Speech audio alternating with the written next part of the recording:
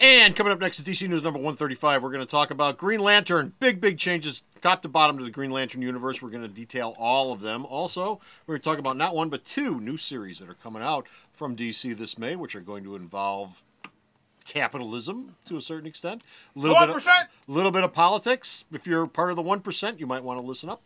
Or part of the 99%, you might want to listen up. Also, we're going to talk about Fables. They've got two projects coming up this year, one of which is going to be Encyclopedia, and we're going to wrap it up with the passing of an artistic talent. All that and more coming right up.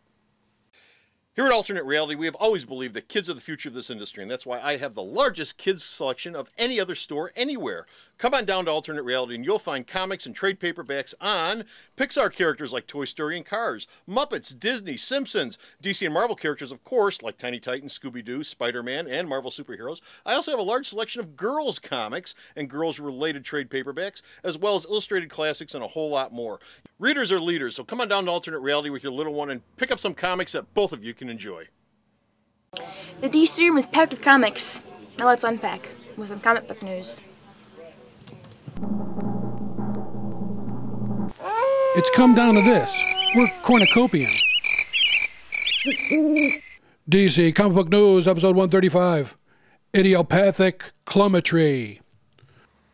Snapper Carr. It's Snapper Carr. Hey folks, how you doing? Comic Book Man here. Welcome once again to my video house. It's time for Hey Snapper. Tell them. DC News. DC News is coming to you from this place, Alternate Reality, which is located at the intersection of 111th and Kedzie in beautiful downtown Mount Greenwood. Alternate Reality, where all my new DC comics are always 15% off every day for everyone. Why? Including for you! Thank you. Him? Exactly. That's Schmeck. He's a fine person. He comes and he buys comics all the time. Shut up. Leave him alone. Our first story up involves Green Lantern. As you may or may not heard, Geoff Johns is saying sayonara. I gotta go, baby! He's saying sayonara to the entire Green Lantern line. Working for 9 years. Something which he's shepherded now for 9 long years and done a lot of good work Before with. Geoff Johns took over Green Lantern, nobody gave a crap about Green Lantern. And yes, he did. Yes, he did. And Geoff Johns came in and he fixed it all up. So, what's going to happen after Geoff Johns leaves? Well, everybody's leaving. It's not just Jeff. The entire creative team for all the Green Lantern books, I'm going to be they're all here. going away. You're not a part of the creative team. You just read the books. That's Even the character won't be there. Excuse It's me. not Excuse the me. same. I sell the books. But you don't write the books. You don't draw the books. You just sell the books. I sell the books, yes. If the you books made that they them, draw and write. then we would go. But anyway, Green Lantern, the flagship, will be written by Robert Venditti, Demon Knights. Robert the guy who did Demon Knights and X-Men of War. Remember, he was the guy who was supposedly working on a couple other books over at DC and they got taken off him. Yeah. And Billy Tan will be doing the art on that book. Okay. Alpha's Joshua Hale Fialkoff, who was working on iVampire. That book got canceled. He gets 2 books. He gets Green Lantern Corps, which will be drawn by Bernard Chang, and he gets Red Lantern, which will be drawn by Alessandro Vitti. Okay. Team 7's Justin Jordan, another guy whose book got canceled. Yeah, canceled Team 7. He's going to be working on Green Lanterns and New Guardians with art by Brad Walker. And there's a brand new book coming out of all this. Oh, who could Threshold's it be? team of Keith Giffen and Scott Collins will be doing a book starring everyone's favorite weird-ass lantern, Larfleeze. A monthly book? A monthly Larfleeze book. Okay. So, you know what you can expect with the Green Lantern book? Sales are going to go right into the crapper. Geoff Johns. Because all these people are people who have worked on books that have either failed or are in the process of failing. If you notice this, yeah. You know how many issues Demon Knight sells? About a quarter of what Green Lantern sells right now. Venditti just took over the book 2 issues ago. And how's Exo selling? Which one? Exo Man of War. Exo, for an indie, Exo sells fine, but for an indie, it sells fine. And the first issue of Alpha is selling quite well, right? No. They're almost gone. I didn't order many. Oh, well. I had no faith in it. Oh, my God. I think it's a dumb character. Oh, my. So anyway, DC's going to... Yeah, sometimes ordering comes down to that. This is a dumb character. When I first read about the character, I thought it was dumb. When I read the original story, I thought it was dumb. And when they told me he's going to be in his own series, I said, hey, I'm not going out on a limb on that guy. And you know what? This has been on the racks now for 4 days. Here's a big secret. I ordered 20 of them. I've still got like 3 on the rack. I was right. That's a big hit. I like the Ramos cover, but he didn't do the inside. Some of the new 52 books, that's a big hit. Yeah. Anyway. So is that it with Green Lantern? That's it for Green Lantern. Okay. DC is going to add not one, but two new series coming this May. And what are they? Well, they're both politically based series. J.L. Simone and Freddie Williams II. People are going, Freddie Williams II, did he used to work on like Bat books? Yes, he did. They're going to be doing a serious book called The Movement, which apparently is about superheroes who are against corporate America. And Teen Titans, Art Baltazar and Franco, two of the nicest guys in the world, and Iguala. So Franco and they're not drawing the book. Iguala's drawing the book, and he's a pretty good artist. They're going to be doing The Green Team, which is a series about what would happen if someone really, really rich decided to wield power in the DC universe. It'll be a little more lighthearted. Movement apparently is a book where they're going to beat you over the head with stuff, and Green Team is they're going to slowly massage you into going, wouldn't this be interesting? So. Green Team, for those of you who are not aware, is an old DC.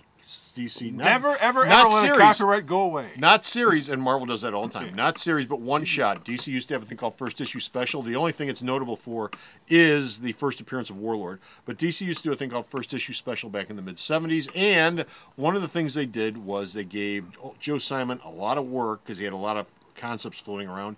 Joe Simon got a lot of one-shots in First Issue Special. One of them was Green Team, and it was a book all about a bunch of kids who had unlimited amounts of money, and they went out and they spent it on all sorts of stuff. It was a goofy, dumb little book which never went anywhere. But those characters and the name have stuck around DC and in a lot of fans' hearts for some reason. I don't know why. I thought it was goofy when it first came out, and I was in my late teens at that point. Actually, I think I looked at that in the stand and went, I'm not buying that crap. Yeah. So. Now, apparently some of the characters in the Green Team might show up in this because he said they're going to be people involved in the series that haven't been seen around DC for a while. So it could be that Art and Franco said, hey, we thought this is kind of cool. Why don't we update this for the modern sensibility? I'll bet you that Art and Franco both are very familiar with the original Green Team First Issue Special, and that's one of the reasons why they're doing this book. Probably. I don't know that, but probably. Moving on, Fables. There are two new Fables projects coming up next year. For all you people who are going, I like Fables, but I can't keep track of everything. They're going to do a Fables encyclopedia, which will have tons and tons of illustrations and lots of drawings for those of you who don't know how to read but want to look at the pretty pictures, which will tell you and remind you of everything that you've ever seen within the pages of Fables, Fairest, and all the... Is this going to be like a DC Who's Who's, or is this going to be an actual book? It's going to be an actual encyclopedia-sized book. It's going to be a nice-sized book. Book. They're also going to be doing an original graphic novel called Fairest in All the Land, which will have various short stories written by Bill Willingham, and you'll have a whole bunch of different artists working on it. Now, both of these are going to have covers by Adam Hughes. Yeah. So.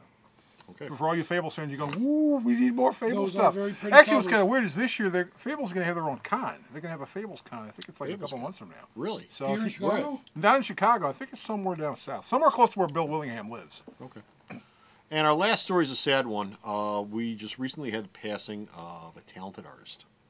Grifter artist Scott Clark passed away this week at the age of 43.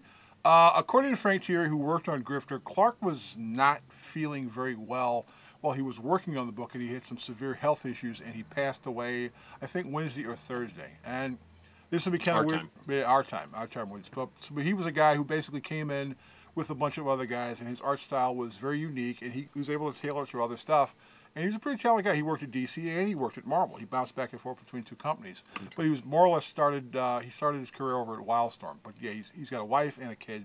And yeah, Scott Clark is no longer with us. I assume he picked up after Rob Liefeld left the book. He picked up after Rob Liefeld left the book. And what's interesting is that in Scott Clark's art you'll still see Scott Clark's art because he's working on something we're going to talk about in the next segment.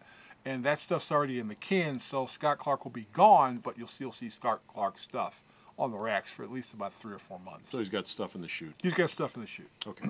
And that's it. We're done, finished, we're out of here. We got no more time for DC News, but go to the store's website, check out all the DC News this man sends me, I post up. Bo! Yes. Sarah, tell the fine folks where to go. For an alternate reality, there sure are a lot of potholes. So stop off at the store's website, check out all his news. Until next time, this is Comic Book Man. And this is Bo. Saying our condolences go out to the family of Scott Clark. Yes, indeed. Until next time, bye. The Video Outhouse is brought to you by some of the finest people willing to work for free. This is a list of some of them.